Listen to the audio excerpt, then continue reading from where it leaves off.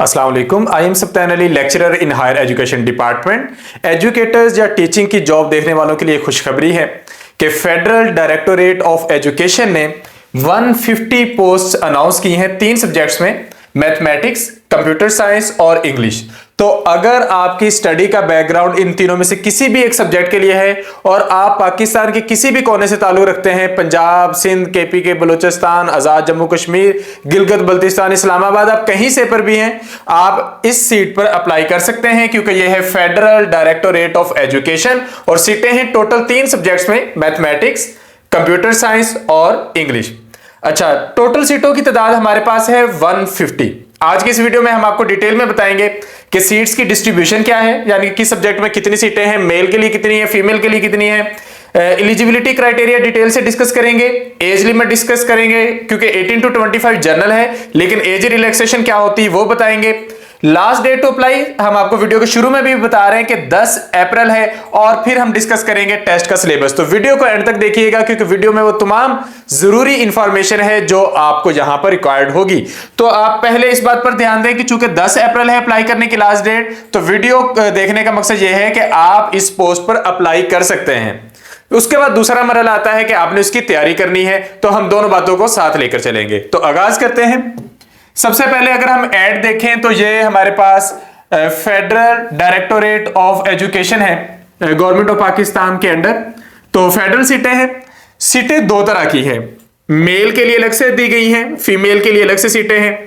ये सारी सीटें 14 स्केल की हैं और फेडरल में 14 स्केल की जो पे होती है वो बाकी सूबों के मुकाबले में काफी ज्यादा होती है, तो इस लिहाज से एक अच्छी जॉब है। सीटों की अगर हम तादाद देखें तो मेल के लिए मैथमेटिक्स में 22 सीटें हैं, कंप्यूटर साइंस में 90 सीटें हैं और फीमेल के लिए मैथमेटिक्स में 8 सीटें हैं, कंप्यूटर साइंस में 20 सीटें हैं और इंग्लिश में 10 सीटें हैं।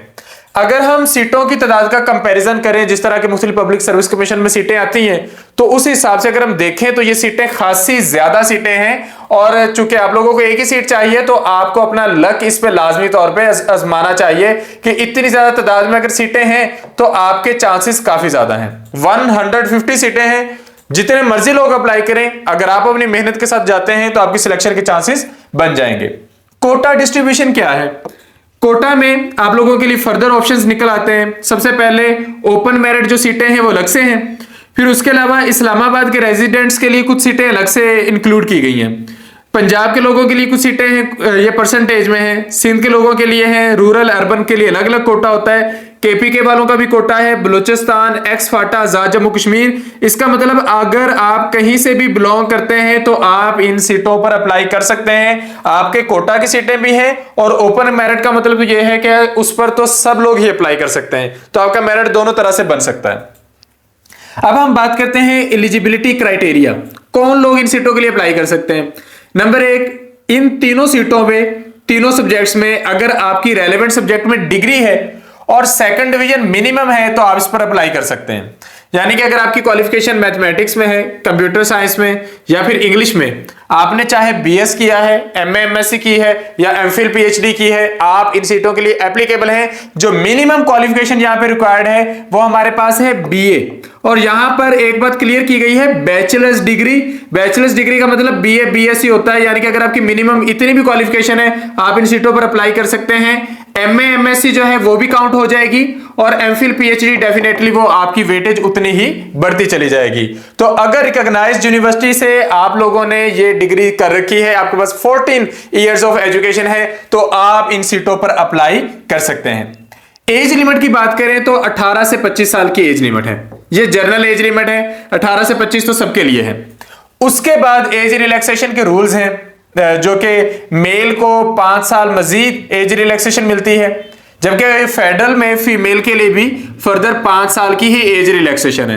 तो इसका मतलब ये हुआ कि 18 से 25 पहले दी गई है एज, अगर हम उसमें 5 साल मजीद शामिल कर लें तो 18 से 30 साल की उम्र के लोग जो हैं वो इन सीटों पर अप्लाई कर सकते हैं। तो ये एक बड़ी एज ब्रैकेट बन गई है और आप सब लोग इस पर एप्लीकेबल हैं। तो ये हमारा एडवर्टाइजमेंट है। अब हम आते हैं अप्लाई करने के प्रोसेस की तरफ। रजिस्ट्रेशन क्या है? आपने ऑनलाइन अप्लाई करना है। इसमें उन्होंने क्लियर बात लिखी है कि no hard copy shall be entertain. तो आपने ऑनलाइन अप्लाई करना है। ऑनलाइन अप्लाई करने के लिए आप इस साइट को ओपन करेंगे, टेक TECH टेक लिखा हुआ है .fbisc.edu.pk और उसके बाद स्लैश के बाद FDE लिखा है और उसके बाद फिर स्लैश है और स्लैश के बाद EST5 लिखा है। इस लिंक को आपने ओपन करना है और इस पर आप अप्लाई कर सकते हैं 10 अप्रैल तक। तो जब आप इस पर अप्लाई करेंगे तो आपको सारा जो आपके साथ कम्युनिकेशन है इदारे की तरफ से वो SMS और ईमेल के थ्रू होता रहेगा कि आपकी एप्लीकेशन प्रोसेस होगी, ये एक्सेप्ट होगी, वो सारी चीजें। जब आप अप्लाई कर देंगे तो उसके बाद सिलेक्शन का प्रोसेस है। सिलेक्शन में सबसे पहले टेस्ट है, फिर इंटरव्यू है। जो टेस्ट है वो इन्होंने खुद ही कंडक्ट करवाना है। टेस्ट के लिए आप लोगों को ईमेल या SMS आ जाएगा। इसी तरह इंटरव्यू के लिए भी ईमेल या SMS आ जाएगा। तो ऑनलाइन टेस्ट जो है वो सबसे पहली चीज होगी। टेस्ट में नेगेटिव मार्किंग नहीं है। इसमें 100 मार्क्स का टेस्ट है और वो उसका प्रॉपर सिलेबस है, वो आगे हम डिस्कस करने जा रहे हैं। तो उसके अकॉर्डिंग आपका रिटन टेस्ट होना है। अगर आपके पासिंग मार्क्स हैं तो आप एलिजिबल हैं और आपको इंटरव्यू के लिए कॉल कर लिया जाएगा। तो ये हमारा हो गया अप्लाई करने का प्रोसेस। अब हम देखते हैं कि हमारे पास सिलेबस क्या है। सिलेबस में सबसे पहले चीज है 60% जो पेपर होगा वो आपके सब्जेक्ट में से होगा, यानी कि या मैथ में से या इंग्लिश में से या कंप्यूटर साइंस में से। 20% पेपर होगा इंग्लिश में से, ये सबके लिए है, ये वो जर्नल इंग्लिश है जो सबके लिए आनी होती है। और फिर 20% का पेपर है जर्नल, और जर्नल से मुराद यहां पे जनरल नॉलेज नहीं है, यहां पर टीचिंग में जर्नल से मुराद है पेडागोजी। अगर आप इसके पास पेपर्स देखें जो FDE में पहले EST की सिलेक्शंस हुई हैं या जॉब्स हुई हैं, तो उनमें आप देखेंगे कि जो 20% जनरल का पोर्शन है वो पेडागोजी में से आया है।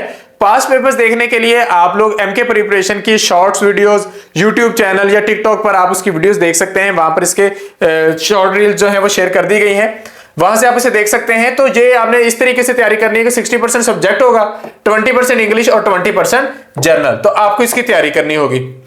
अब हम आप लोगों की आसानी के लिए MK प्रिपरेशन के प्लेटफॉर्म से एक नए सेशन का आगाज करने जा रहे हैं, जिसमें ये तीनों सब्जेक्ट्स होंगे। कंप्यूटर साइंस वालों का सेशन होगा, एक मैथमेटिक्स वालों का सेशन होगा और एक इंग्लिश वालों का सेशन होगा।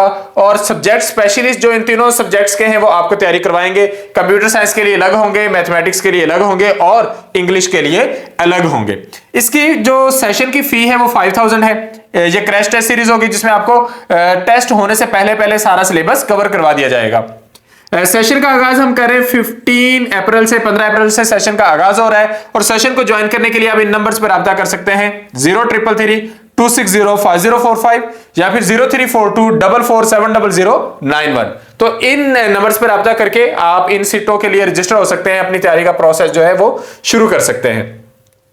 अगर हम देखें कि इसका जो सिलेबस है इसको हमने जब कवर करना है तो किस तरीके से करना है, तो हम कोई भी चीज स्किप नहीं कर सकते। आपने सब्जेक्ट भी कवर करना है, आपने पेडागोजी और इंग्लिश भी कवर करनी है। तो ये सारी की सारी चीजें इस सेशन में इंशाल्लाह कवर करवाई जाएंगी। तो अपनी तैयारी का आगाज करने के लिए और बगैर कोई दिन ज़ाया किए इन सीटों की तरफ बढ़ने के लिए आप हमारे सेशन को as soon as possible join कर लें, क्योंकि 15 अप्रैल से जब सेशन का आगाज हो जाएगा तो उसके बाद हर गुजरते दिन के साथ हम आगे बढ़ते चले जाएंगे और लेट ज्वाइन करने वाले जो हैं उनको फिर प्रॉब्लम होगी। तो जल्द से जल्द सेशन ज्वाइन करें, पहले अप्लाई करें, फिर सेशन ज्वाइन करें और इन सीटों का फायदा उठाएं। उम्मीद है आपको सारी बातें समझ में आ गई होंगी। फिर भी अगर आपका कोई क्वेश्चन हो तो आप लोग कमेंट सेक्शन में पूछ सकते हैं। हमारे साथ जुड़े रहने के लिए, अपडेट रहने के लिए MK प्रिपरेशन का यूट्यूब चैनल भी सब्सक्राइब कीजिए, क्योंकि फिर वो सारी वीडियोस आपके पास टॉप पर आती रहेगी। Thank you, Allah Hafiz.